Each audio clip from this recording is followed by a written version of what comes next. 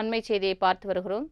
கோவை மாவட்டத்தில் ஒத்தக்கால் மண்டபம் அருகே தனியார் கல்லூரி வாயில் முன் போராட்டம் நடைபெற்று வருகிறது. முக்கிய செய்தியாக பார்த்து வருகிறோம். திமுக மாணவரணி சார்பில் கண்டன ஆர்ப்பாட்டம் நடந்து வருகிறது.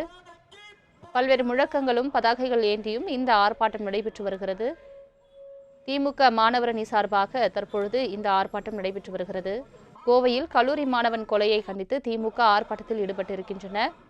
திமுக மாணவரணி சார்பாக தற்பொழுது ஆர்ப்பாட்டம் நடைபெற்று வருகிறது. முக்கிய செய்தியாக பார்த்து வருகிறோம்.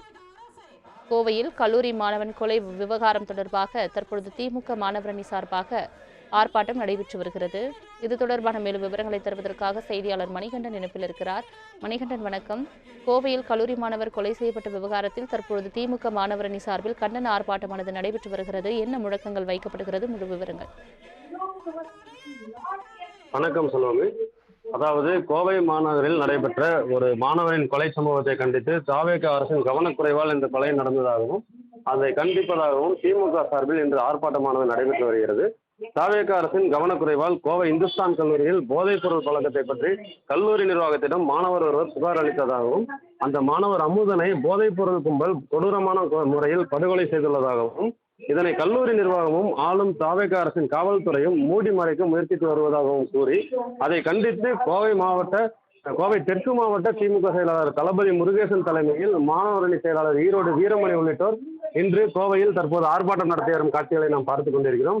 இந்த ஆர்ப்பாட்டத்தில் ஆயிரக்கணக்கானவர்கள் திரண்டு தாவேக அரசுக்கு எதிராக கோஷங்களை எழுப்பி வருகிறார்கள்.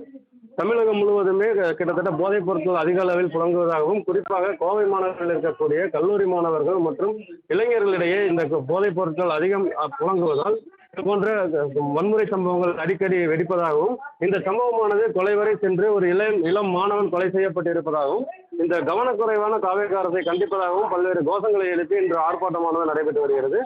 திமுக நிர்வாகிகள் மட்டுமல்லாது அந்த பகுதியில் மாணவர்களும் கலந்து கொண்டிருப்பதால் கிட்டத்தட்ட ஆயிரக்கணக்கானவர்கள் திரண்டு கோஷங்களை எழுப்பி வருகிறார்கள். செல்வமி, தங்களின் முழு விவரங்களுக்கு நன்றி மணிகண்டன்.